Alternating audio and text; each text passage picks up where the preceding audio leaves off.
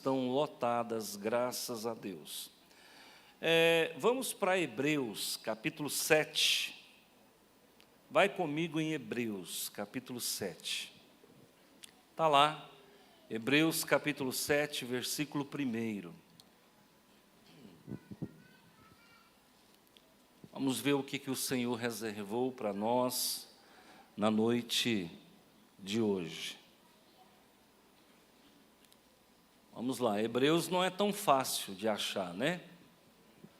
Hebreus está lá no finalzinho, ele se mistura ali próximo a Tiago. Acharam? Todos acharam? Então vamos lá. Eu estou ouvindo Bíblias sendo folheadas. Está no Novo Testamento, gente. Bom, vamos ver o que a palavra de Deus diz. Porque este Melquisedeque, que era rei de Salém e sacerdote do Deus Altíssimo, e que saiu ao encontro de Abraão, quando ele regressava da matança dos reis, e o abençoou. E a quem também Abraão deu o dízimo de tudo. E primeiramente por interpretação, rei de justiça, e depois rei de Salém, que é rei da paz. Sem pai, sem mãe, sem genealogia, não tendo princípio de dias nem fim de vida, mas, sendo feito semelhante ao Filho de Deus, permanece sacerdote para sempre. Considerai, pois, quão grande era este, a quem até o patriarca Abraão deu os dízimos dos despojos. E os que dentre os filhos de Levi recebem o sacerdócio, têm ordem, segundo a lei, de tomar o dízimo do povo, isto é, de seus irmãos, ainda que tenham descendido de Abraão. Mas aquele cuja genealogia não é contada, entre eles tomou dízimos de Abraão, e abençoou o que tinha as promessas. Ora, sem contradição alguma, o menor é abençoado pelo maior. E aqui certamente tomaram dízimos de homens que morreram. Ali, porém, aquele de quem se testifica que vive, e para assim dizer, por meio de Abraão até Levi, que recebe dízimos, pagou dízimos. Porque ainda ele estava nos lombos de seu pai, quando Melquisedeque lhe saiu ao encontro. Vamos orar? Pai, em nome de Jesus, obrigado. Nós temos uma porta aberta na presença do Senhor. É a porta da graça, é a presença do Espírito do Senhor. Eu te agradeço de todo o coração, porque nós estamos aqui para aprender e também para cultuá-lo primeiramente. Agradecidos porque o Senhor tem sido, sempre foi, o nosso refúgio, o nosso escudo, a nossa fortaleza, o nosso baluarte. Guarda-nos com a tua mão de poder. E a semana que começa, semana de novembro, ela está sujeita ao Senhor, e em Ti, Senhor, somos mais que vencedores. Abençoa todos, hoje e sempre. Amém. Irmãos, eu vou falar do sacerdócio segundo a ordem de Melquisedeque. Eu quero que você preste muita atenção e ponha no seu coração que toda vez que você vier aqui, você vai receber um alimento fresco, tá bom? Toda vez que você vier aqui, você vai receber um alimento quente. Nós aqui, para a honra e glória do Senhor, nós não tratamos as ovelhas com papinha de araruta.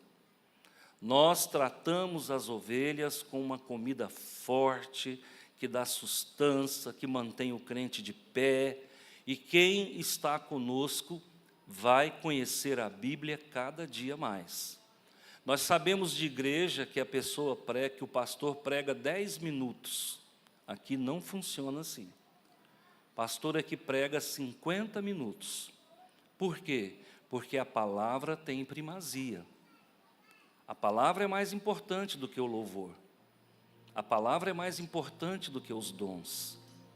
Então, eu não aceito ficar espremido aqui em 10 minutos, não. Todo bom pastor batista vai pregar 50 minutos. Você pode correr o Brasil de norte a sul, de leste a oeste.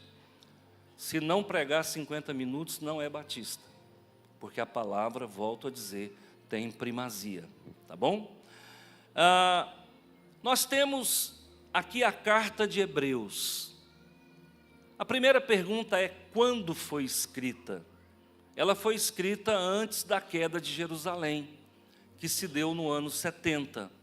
Então, qualquer datação é mera especulação. Ninguém sabe. Os pais da igreja, Tertuliano, Orígenes, Policarpo, Eusébio de Cesareia, nenhum desses sabe exatamente quem escreveu essa carta. Martinho Lutero se aventurou a dizer quem escreveu. Segundo Martinho Lutero, quem escreveu essa carta de Hebreus foi Apolo. Aí você vai ver Tertuliano, que é um dos pais da igreja do século II, dizendo que quem escreveu essa carta foi Barnabé. Aí você vai ver outros pais da igreja dizendo que foi Filipe. Alguns acham que foi o apóstolo Paulo. Não foi. Isso eu posso te garantir que não foi. Você pega todas as cartas de Paulo, ele começa assim, graça e paz. Pode pegar qualquer carta de Paulo, são 13 cartas. Todas Paulo começa com graça e paz. Essa não começa assim. Então, de cara, já não é Paulo, porque Paulo tinha a forma peculiar de saudação. Paulo era batista, amém? Graça e paz. Diga para mim. Graça e paz. Essa é a saudação paulina. Ok? Vamos entender isso aí. Bom, nós não sabemos exatamente, mas quem escreveu, independente de quem seja, sabia o que estava falando. Pastor, nós já sabemos aproximadamente o ano que ela foi escrita, já temos muita dúvida de quem escreveu, porque nós não sabemos, a verdade é essa. Mas por que ela foi escrita? Ela foi escrita porque os judeus estavam se convertendo ao cristianismo.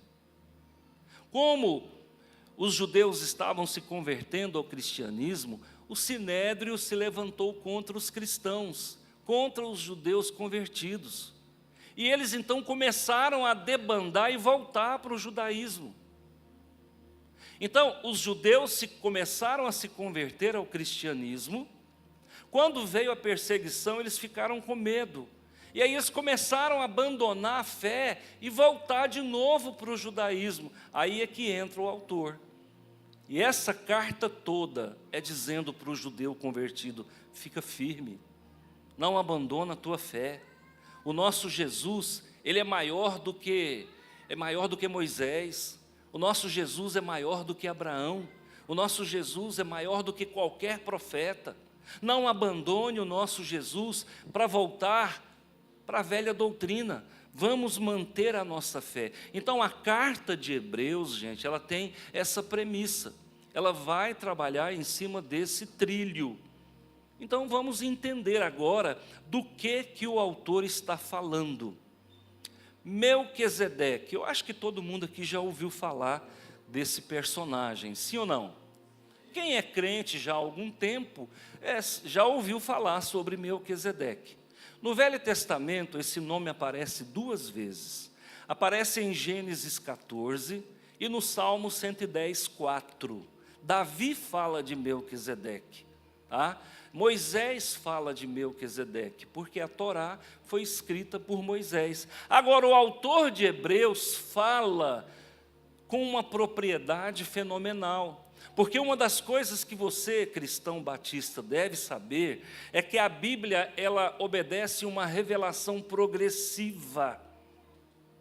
À medida que o tempo foi passando, Deus foi acrescentando mais detalhes na palavra. Você vai ver o Velho Testamento totalmente dicotomista. Quando você chega no Novo Testamento, Paulo abre o saco e explica que é corpo, alma e espírito. Aí você já vai ver um Novo Testamento tricotomista. Então você vai vendo que é uma revelação progressiva. O Espírito Santo, ele aparece muito vagamente no Velho Testamento. No Novo Testamento, só no livro de Atos, o nome Espírito Santo aparece 70 vezes. Só no livro de Atos. Então, gente, a Bíblia, ela é uma revelação progressiva. O Novo Testamento é uma continuidade do Velho. Amém? Vamos entender isso aí, gente. Não dá para ser cristão e não conhecer a Bíblia. Não dá para ser cristão e qualquer coisa que te falar aí fora você vai aceitar. Então, o meu papel aqui como pastor é elucidar, é esclarecer, é ensinar, é formar, é acrescentar conhecimento na tua vida, conhecimento bíblico. Agora, nós vamos começar a esmiuçar, porque eu preciso deixar alguns valores bem determinantes aqui para vocês. Bom, vamos lá. Porque este Melquisedeque, eu vou na homilia, tá? Porque este Melquisedeque, que era rei de Salém e sacerdote do Deus Altíssimo. Aqui nós já temos um imbróglio. Primeiro, esse Melquisedeque é a terceira vez que ele aparece na Bíblia. E aqui está dizendo que ele era rei de Salém. E aqui está dizendo que ele era sacerdote de El Elyon. Deus Altíssimo em hebraico é El Elyon. Agora, preste atenção num detalhe. Gente, pela lei mosaica, era proibido a pessoa ser rei e sacerdote ao mesmo tempo. Para ser rei, não podia ser sacerdote. Para ser sacerdote, não podia ser rei. Por quê? Porque para ser sacerdote, tinha que ser da tribo de Levi. Para ser rei, tinha que ser da tribo de Judá. Entende? Então, como é que a pessoa podia estar em duas tribos? Não tinha como. Ou ele era de uma tribo, ou ele era de outra. Então, Jesus é da tribo de Judá. Então, ele podia ser rei. Agora, os sacerdotes eram da tribo de Levi. A tribo de Levi é a tribo de Moisés. Moisés era um levita. Arão, o irmão dele, era um levita. Miriam, sua irmã, era uma levita. A mãe dele, a Joquebede, era uma levita. Agora, aqui já começa dando um nó na cabeça. Por quê? Me aparece um tal Melquisedeque, esse Melquisedeque, que era rei de Salém e ao mesmo tempo sacerdote de El Elyon, do Deus Altíssimo. Então, irmãos, aqui já tem um mistério. Segundo, aonde fica esse Salém? Na verdade, ninguém sabe onde fica essa cidade. Então, acredita-se, por inferência, por dedução, que Salém é Jerusalém. Então, quando é que isso aqui aconteceu? Isso aqui que está sendo relatado aconteceu 2000 anos depois de Adão. Quem é que viveu 2000 anos depois de Adão? Abraão. Então, de Adão até Abraão são 2000 anos. De Abraão até Jesus são 2000 anos. De Jesus até nós são 2000 anos. Então, preste atenção, entra comigo nessa história. Então, o que nós podemos observar? Que esse sacerdote aparece de verdade no ano 2000, da era humana. Ele aparece para quem? Lá em Gênesis 14, a partir do versículo 18. Ele aparece para Abraão. Abraão estava voltando de uma guerra.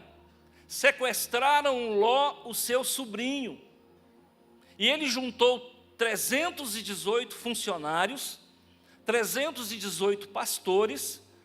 Agora você imagina um homem naquele tempo que tinha 318 funcionários, só homem. Ele ajuntou 318 pastores e foram lá guerrear com aqueles que sequestraram Ló. E o mais interessante é que a mão de Deus estava com eles, tanto é que eles mataram os reis, resgataram Ló e trouxeram muitos despojos: ouro, gado, ovelha, cabra, cavalo, jumento, roupas finas, e trouxeram esses despojos. Quando eles estão voltando da guerra, vitoriosos, encontram-se com essa figura enigmática, que é Melquisedeque. E quando ele se encontra com Melquisedeque, Melquisedeque o abençoa. Por quê? Porque ele era sacerdote e era rei de uma região chamada Salém. E quando então ele é abençoado, Abraão devolve o dízimo para ele. Por quê? Porque ele era sacerdote. Então aqui nós temos que pontuar algumas questões. Primeiro, o dízimo veio antes de Moisés ou depois de Moisés? Vamos lá, igreja, comigo. O dízimo veio antes de Moisés ou depois de Moisés? Antes. Ainda faltava 400, 500 anos para Moisés nascer. Então, queridos, preste atenção. Essa questão de dízimo, ela é muito mais séria do que a gente pensa. De manhã eu falei de oferta.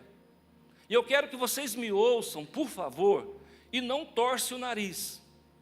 Parece que quando a gente fala de algumas coisas, as pessoas não gostam de ouvir. Eu vou falar na Bíblia. Se eu sair da Bíblia, manda eu parar. Mas hoje eu preciso falar de dízimo com vocês. E eu preciso falar de sacerdócio. E eu preciso falar de obediência. Eu preciso falar de compromisso. De manhã eu falei sobre oferta. O crente que é crente, ele não tem que escolher tema, é aquilo que Deus coloca na pauta. E agora nós vamos falar num momento decisivo para nós, a importância do compromisso. Então, a oferta nasceu com Caim e Abel, muito antes de Abraão. Então está normatizado na lei mosaica, mas nasceu muito antes de Abraão. Agora Deus está instituindo o dízimo, exatamente 400, 500 anos antes de Moisés. Então, quando alguém aí fora falar, o dízimo é da lei, você vai dizer para ele: errais porque não conheceis as Escrituras. O dízimo não é da lei, porque quando o dízimo foi instituído, Moisés nem tinha nascido. E Moisés não criou nada, Moisés somente bateu o carimbo. Moisés apenas ratificou, Moisés apenas convalidou, Moisés normatizou, Moisés dogmatizou. Então, o legislador Moisés, na verdade, ele não cria nada, ele só faz com que aquilo se torne lei. Qual é o trabalho de Moisés? É o trabalho da Câmara dos Deputados. Qual é o trabalho de Moisés? É o trabalho do Senado brasileiro. É o trabalho de criar, de fundamentar, de normatizar as leis. Então, queridos, o dízimo aqui foi entregado para Melquisedeque, foi entregue, né? O dízimo foi entregue para Melquisedeque 400 anos antes de Moisés nascer. Então, queridos, eu quero que você preste muita atenção nisso aqui. Agora, vamos continuar. Porque este Melquisedeque, que era rei de Salém e sacerdote do Deus Altíssimo, e que saiu ao encontro de Abraão quando ele regressava da matança dos reis, e o abençoou. Olha que legal, gente. Quem era Abraão? Diga comigo: pai da fé. Era um homem importante, sim ou não? Mas ele encontrou alguém mais importante do que ele. Correto? Quem? Melquisedeque. Tanto é que é Melquisedeque que abençoa Abraão, e não Abraão que abençoa Melquisedeque. Olha com quem que Abraão está falando. Olha o nível da pessoa com quem ele está falando, porque essa pessoa aqui era maior do que o pai Abraão. Muito bem. 2. A quem também Abraão deu o dízimo de tudo. Você consegue entender? Os despojos deu 500 cabeças de gado, 2.000 cabeças de cabra. Ele deu o dízimo de tudo. O dízimo da cabra, o dízimo do ouro, o dízimo do gado, o dízimo do jumento. Eu acho bom que a Bíblia, ela rasga, né? Ela rasga a chita, ele deu o dízimo de tudo. Nada que ele trouxe ficou sem ser dizimado. Muito bem. E primeiramente, é por interpretação. Agora preste atenção aqui, que aqui tem algumas coisas interessantes. Olha a honestidade do escritor de Hebreus. Gente, olha a honestidade. Cuidado para você não mistificar, viu? O que é místico, o que não é, não é. Olha o que ele diz. Ele está dizendo assim, olha, pelo que eu vi no texto, pelo que eu li lá em Gênesis 24, pelo que Davi falou no Salmo 110, olha, preste atenção. Por interpretação, por dedução, por inferência, pela lógica, esse Melquisedeque, ele era o rei da justiça. Sabe por que ele falou isso? Porque a palavra Melquisedeque, na verdade, são duas palavras. Meleque, rei, Sedeque, justiça. Está entendendo? Então ele, ao ver o nome Melquisedeque, de cara ele já dissecou a palavra e percebeu que tinha duas junções. Melque vem de Melec, que significa rei. Zedeque vem de Sedeque, que significa justiça. Então ele está dizendo, por interpretação, esse Melquisedeque era rei de justiça. Olha a honestidade. Aí alguém que é místico, vai ler isso aqui e vai dizer, não, o Espírito Santo revelou. Não, o Espírito Santo não revelou nada. Ele está indo pela literalidade da palavra.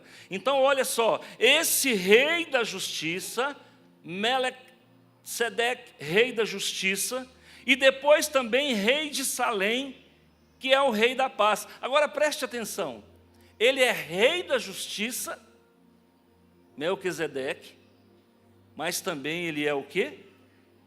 Rei da paz. Salém vem de Jerusalém.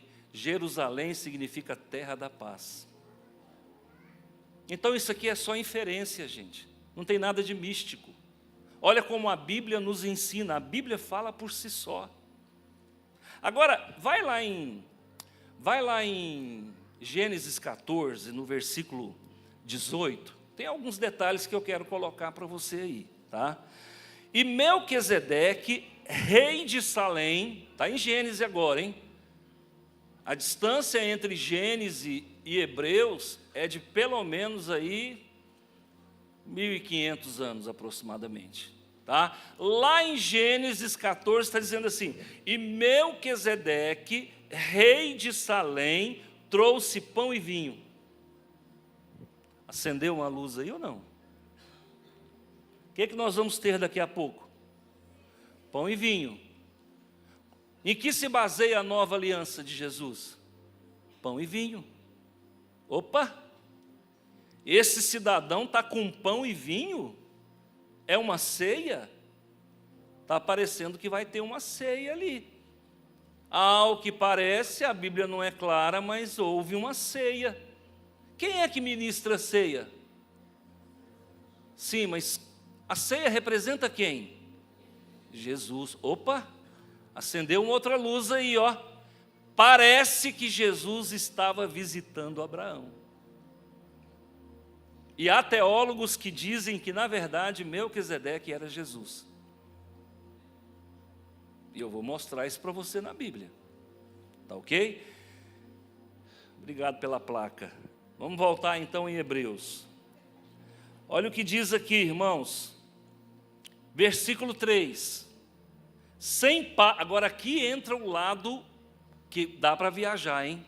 Aqui agora dá para viajar. Olha só, Melquisedeque, diz o autor de Hebreus, não tem pai, não tem mãe, não tem genealogia, não tem princípio de dias, ninguém sabe o dia que ele nasceu, e ele não morreu, mas sendo feito semelhante ao Filho de Deus. Opa, fala comigo, opa. Minha netinha já sabe falar opa. O que despertou em você aí? Primeiro aparece com pão e vinho. Depois o autor fala que ele é semelhante ao Filho de Deus. Opa! Parece que nós estamos falando de Jesus. Por quê? Porque Jesus ainda não tinha nascido.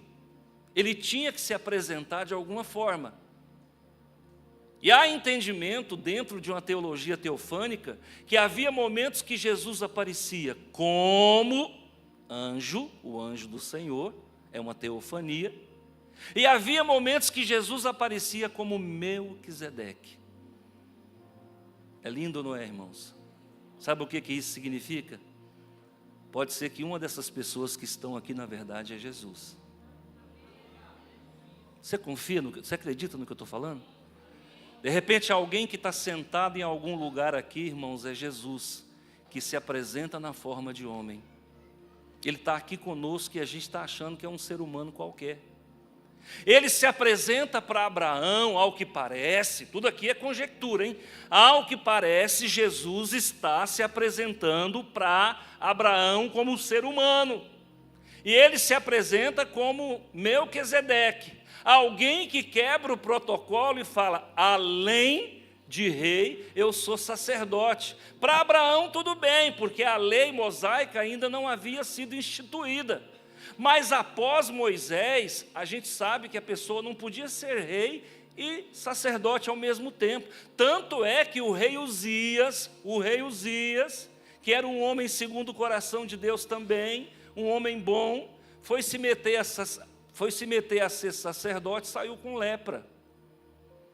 Então não era permitido, rei é rei, sacerdote é sacerdote, e Melquisedeque vem e quebra o protocolo. Quem é rei e sacerdote? Jesus. Interessante, irmãos. Não tem começo de dias, não tem pai, não tem mãe, nunca nasceu, nunca morreu, se apresenta com pão e vinho, é semelhante ao Filho de Deus e é rei e sacerdote. De quem que nós estamos falando? Aparentemente de Jesus. Quem entendeu, levanta a mão. Está vendo? Viu como é gostoso estudar a Bíblia? Errais porque não conheceis as Escrituras. Pastor, então posso sair falando que é Jesus? Não, irmão, vai devagar. Você empolga.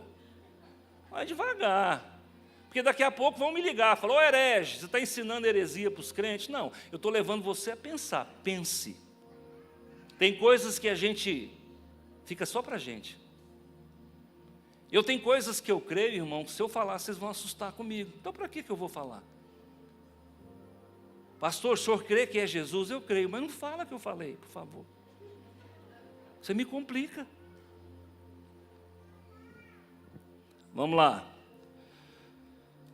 Versículo 4. Ah, sim. E olha o que diz aqui, ó. Eu vou ler o 3. Sem pai, sem mãe, sem genealogia, não tendo princípio nem fim de dias de vida, mas sendo feito semelhante ao Filho de Deus, permanece sacerdote para... Quem é que é sacerdote para sempre? Jesus. Deixa eu explicar aqui para você. Então nós temos dois tipos de sacerdócio, ok?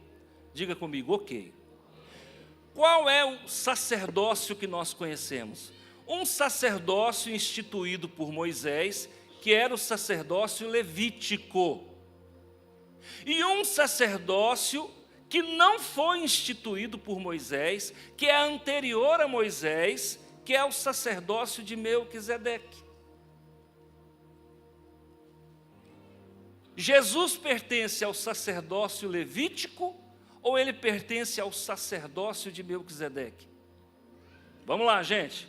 Só os homens, para vocês verem o quanto que os homens sabem. Vamos lá. Homens, Jesus pertence ao sacerdócio levítico ou Jesus pertence ao sacerdócio de Melquisedeque? Fala mais alto. Pronto. É isso aí, gente. Mulheres, aprendam. Aprendam com os homens. Ok. Por que que ele é de um sacerdócio diferente? Por que que Melquisedeque é de um sacerdócio diferente? Porque podia ser rei e sacerdote ao mesmo tempo. Por que que Jesus é sacerdote segundo a ordem de Melquisedeque? Porque ele podia ser rei e ser sacerdote ao mesmo tempo.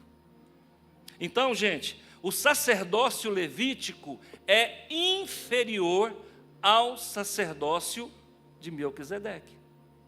Beleza? Tranquilo? Então vamos lá. 4.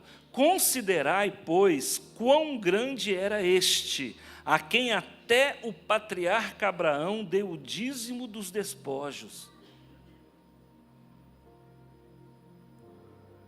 Pela ordem espiritual, irmãos, pela ordem espiritual, entenda bem, quem é maior, você ou eu?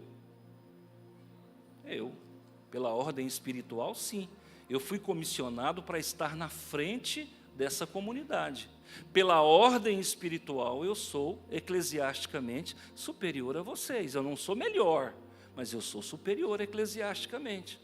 Pela ordem eclesiástica, Melquisedeque era superior ao pai da fé. É isso que o texto está falando. Então vamos lá, versículo 5. E os que dentre os filhos de Levi recebem o sacerdócio, têm ordem, segundo a lei, de tomar o dízimo do povo. Preste atenção. Quando Moisés institui o sacerdócio, ele vai usar a tribo de Levi para que só podia ser sacerdote quem era da tribo de Levi.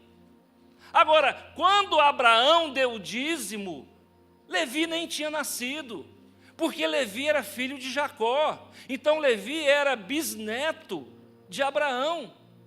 O dízimo, segundo o sacerdócio levítico, ele só vai aparecer 400 anos depois, 4 gerações depois. É isso que ele está falando, olha. E os que dentre os filhos de Levi, agora trouxe para Moisés, já saiu de Abraão. E os filhos de Levi recebem o sacerdócio, têm ordem, segundo a lei, tomar o dízimo do povo. Agora os levitas estão autorizados a tomar o dízimo do... Tomar aqui não é tomar no bom sentido, tá, gente? É receber o dízimo. Então tem a ordem, segundo a lei, receber o dízimo do povo. Isto é, de seus irmãos, ainda que tenham descendido de Abraão. Então você vai ver, irmãos, 2 sacerdócios claramente explicitado na Bíblia. Um sacerdócio superior, chamado sacerdócio segundo a ordem de Melquisedeque, e um sacerdócio, eu não vou dizer inferior, mas posterior, segundo o sacerdócio de Levi, da tribo de Levi, instituído por Moisés. Quem entendeu, diga amém. Muito bem. Isso é, de seus irmãos. Versículo 6. Mas aquele cuja genealogia não é contada. Está falando de quem? Melquisedeque. Voltou em Melquisedeque de novo. Mas aquele cuja genealogia não é contada, entre eles, tomou os dízimos de Abraão e abençoou o que tinha as promessas. Quem é que era portador das promessas de Deus? Abraão. Era um homem especial? Era. Se você tem fé hoje, dê graças a Deus e a Abraão, porque a nossa fé vem dele. Agora, ele devolveu o dízimo para alguém. Agora, olha o que ele vai dizer aqui, ó. Ora, sem contradição alguma, o menor é abençoado pelo maior. Quem é o maior? Melquisedeque. E aqui certamente tomam dízimos homens que morrem. Ali, porém, aquele de quem se testifica que vive. Melquisedeque nunca morreu. De quem está falando? Fala baixo. Está gravando, fala baixo. De quem está falando? Falar baixo, pelo amor de Deus, não pode, porque senão o povo vai dizer que eu estou ensinando heresia para vocês, mas ao que tudo indica, é ele. Até hoje ele vive, sim ou não? Então é isso que o autor de Hebreus está falando. Pastor, agora eu estou entendendo tudinho. Pois é, eu estou aqui, é para isso mesmo. O meu papel é mastigar, é ruminar para vocês. Tá bom? Então vamos lá, 7. Ora, sem contradição alguma, o menor é abençoado pelo maior. E aqui certamente tomam dízimo os homens, já falei. 9. E para assim dizer, por meio de Abraão, até Levi, que recebem dízimos, pagou o dízimo. De Abraão até Levi, não era para colher dízimo. No entanto, foi colhido e Abraão pagou. Beleza? Vamos lá, 10. Porque ainda ele estava nos lombos do seu pai. Quem entende isso? Posso fazer aqui uma representação? Não vou chamar você não, irmão, que você já fica até com medo. Ele fica com medo quando eu... Gelvis, diácono Gelvis, eu vou poupar você hoje, tá? Por favor, diácono Gelvis. Deixa eu explicar uma coisa para vocês na Bíblia que talvez vocês não tenham entendimento ainda. Pode ser que alguns tenham, né? Eu vou mostrar para você o que ele está falando aqui, ó. Presta atenção, 10. Porque ainda ele estava nos lombos de seu pai. Quem? Levi. Levi estava nos lombos do pai. Quem é o pai? Pai Abraão. Levi era o quê? Bisneto. Antigamente no Oriente, pode ficar de costas, Gelson, por favor, eles acreditavam que os filhos antes de nascer, eles estavam depositados aqui, ó. Havia um entendimento que uma criança antes de nascer, ela estava no lombo do pai. Na verdade, não havia esse entendimento que existe hoje, né, da embriologia, que nós sabemos que o gameta está no testículo e no ovário da mulher. Mas, de certa forma, faz sentido, porque da mulher sai realmente dos lombos, porque o ovário fica mais em cima. Mas do homem a gente sabe que não é daqui. Mas a crença lá era que aquela criança que ainda vai nascer, ela está aqui, ó, e ela vai sair daqui e vai virar um mundo. Obrigado, Gelson. Deus abençoe. Quem entendeu? Então preste atenção aqui, ó, porque ainda ele estava, ele quem? Está falando de Levi, gente. Ainda Levi estava nos lombos de Abraão, porque ele só nasceria 300 anos depois. Está entendendo? Então, Levi ainda estava nos lombos de Abraão e Abraão já estava devolvendo o dízimo. Então preste atenção, ele está dizendo, gente, não deixa Jesus, não volta para o judaísmo, o nosso Jesus, ele tem um sacerdócio, segundo a ordem de Melquisedeque, que é superior ao sacerdócio levítico. É isso que o autor está falando. E a mesma coisa eu falo para você, não abandona a fé, não larga Jesus, porque você vai voltar para algo que é inferior. A outra religião, a outra crendice, ela é inferior à bíblica. Vamos ficar com a palavra de Deus e vamos ficar com Jesus, que não teve nem dia de nascimento, nem dia de morte, de Jesus que não teve pai e não teve mãe, de Jesus que instituiu a nova aliança, de Jesus que é filho de Deus, de Jesus que é superior ao sacerdócio levítico. Vale a pena continuar com esse Jesus, irmãos. Vale a pena continuar com esse Jesus. Irmãos, no começo da minha fé, agora não, agora eu já sou um crente cascudo, mas no começo da minha fé, irmãos, eu tinha vontade de voltar para o Espiritismo. Tinha vontade, porque eu pensava lá, eu posso fazer tudo aqui, tudo não pode. Tudo que eu queria fazer não podia. Eu falava, não, eu vou voltar para o Espiritismo. Agora, irmãos, olha o que o autor de Hebreus está falando. Não volta para o Espiritismo. Não volta para o catolicismo, não volta para o umbandismo, não volta para o budismo, não volta para o islamismo, porque o nosso Jesus é superior a Maomé, o nosso Jesus é superior a Buda, o nosso Jesus é superior a Allan Kardec, o nosso Jesus é superior a qualquer papa. Então fica onde você está. O nosso Jesus vive eternamente. É isso que a Bíblia está falando. Então, irmãos, isso aqui me alimenta. Isso aqui me faz ficar até domingo que vem cheio da presença de Deus. E as pessoas vão na igreja, às vezes, para ouvir um evangelho mamão com açúcar. Ouvir um evangelho desqualificado, mutilado, desbotado, anêmico, raquítico. Um evangelho que não transforma, que não te convence. Do que adianta eu ficar aqui 50 minutos, irmãos, e não trazer o convencimento do Espírito na tua vida? Você vai sair daqui dizendo, olha, eu entendi tudo. Eu não vou abandonar a minha fé. E assim como Abraão fez, eu vou devolver o dízimo, porque eu sou filho da obediência.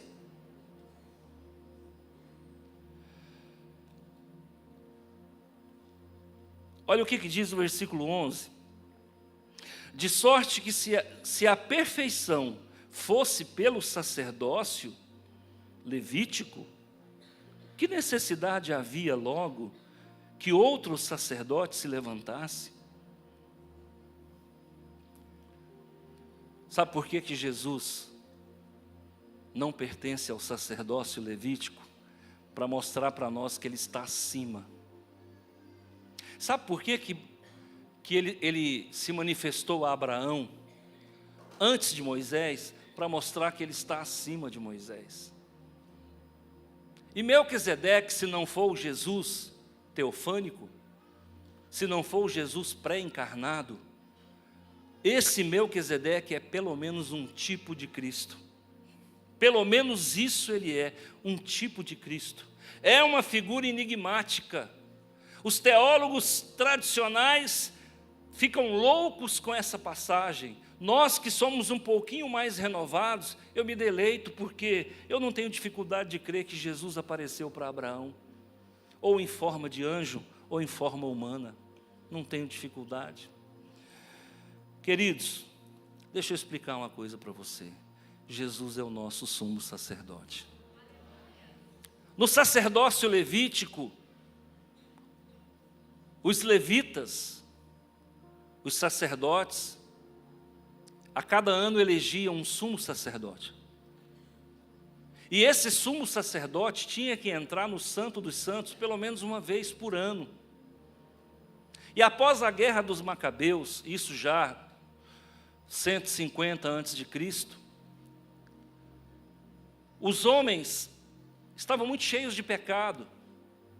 E se um sumo sacerdote entrasse no lugar onde estava a arca da aliança, as tábuas da lei, né, o cajado de Arão, o cajado de Moisés, a vara de Arão, né? A vara de Arão, se ele entrasse em pecado, ele morria, ele dava um infarto e morria naquele lugar. Então, após a guerra dos Macabeus, como eles sabiam que os sumos sacerdotes estavam muito sujeitos ao pecado, eles colocavam um sino nos pés do sacerdote e amarravam uma corda. Porque se ele morresse, ninguém podia ir lá buscar, tinha que puxar pela corda. Porque na presença de Deus, só quem pode entrar é um sumo sacerdote que não está em pecado. Deixa eu falar para vocês, o nosso Jesus é o nosso sumo sacerdote, que agora está na presença de Deus e ele não tem pecado. E agora, nesse exato momento, ele está falando de mim e de você para o nosso Pai. Ele está dizendo, olha Pai, o Francisco não faltou o culto, ele está lá. Olha Pai, ele tem sido servo bom e fiel. Olha Pai, aquele menino, nós sabemos de onde ele saiu. E olha o quanto ele tem feito bonito na presença do Senhor, na casa do Senhor. Jesus está agora, o nosso sumo sacerdote perfeito, está falando de nós para o nosso Pai. Que maravilha, irmãos. No inferno tem quem fala mal de nós. Na sociedade tem quem fala mal de nós. Na família tem quem fala mal de nós. No trabalho tem quem fala mal de nós. Na igreja tem quem fala mal de nós. Mas no céu, Jesus só fala bem a nosso respeito. Porque quando Ele olha para nós, Ele não vê nossas limitações e pecados, mas Ele vê o sangue de Jesus derramado sobre a nossa vida. Quem é de Jesus, levante a mão. Amém? É esse o meu desejo. Que você possa verdadeiramente viver essa plenitude de fé. A maior conquista da minha vida não foi o meu casamento. A maior conquista da minha vida não é o pouquinho que eu tenho. A maior conquista da minha vida não é a minha faculdade, as minhas faculdades. A maior conquista da minha vida não é o patrimônio, não é o carro, não é a longevidade. A maior conquista da minha vida é que eu encontrei a salvação, e você também encontrou. Você sabe para onde você vai. Pastor, eu não sei para onde eu vou. Então recebe Jesus, que o Espírito Santo testifica que você é filho de Deus. O que muita gente não para pensar: o inferno nos perdeu. O inferno nos perdeu. É assim, irmãos, que vocês dão glória a Deus?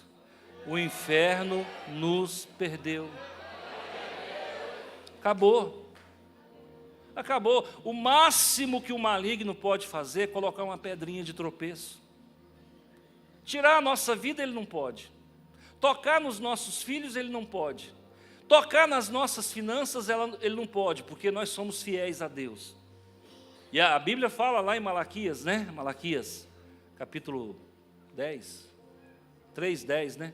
Lá fala que o Senhor vai repreender o devorador. Vai repreender o migrador, o cortador, o destruidor. O espírito de falência, o espírito de miséria não pode te atacar.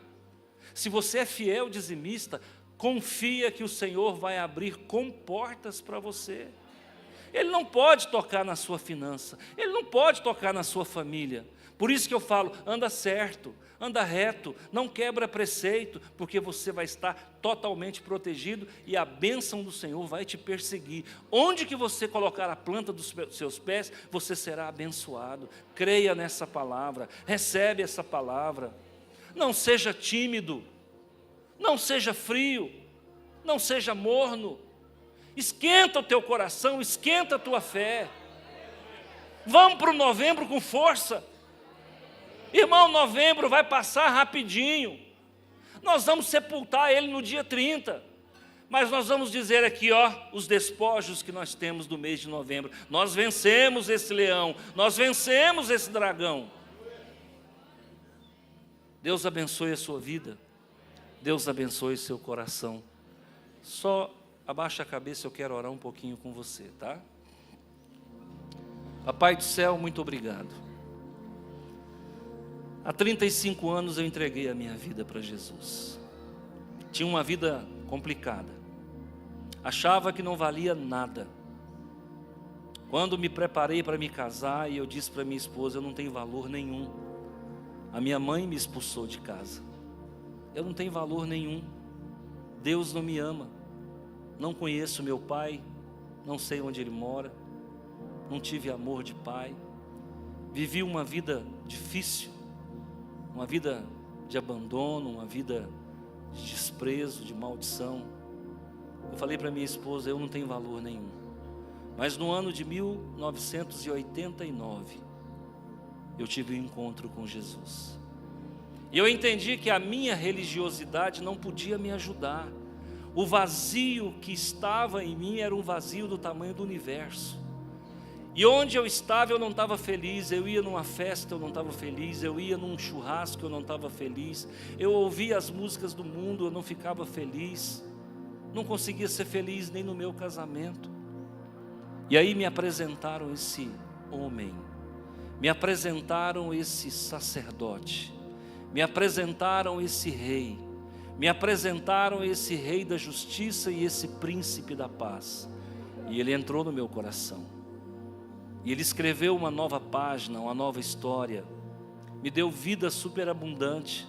Tirou de mim todos os vícios, todos os pecados. Quebrou as cadeias, dilacerou todas as prisões.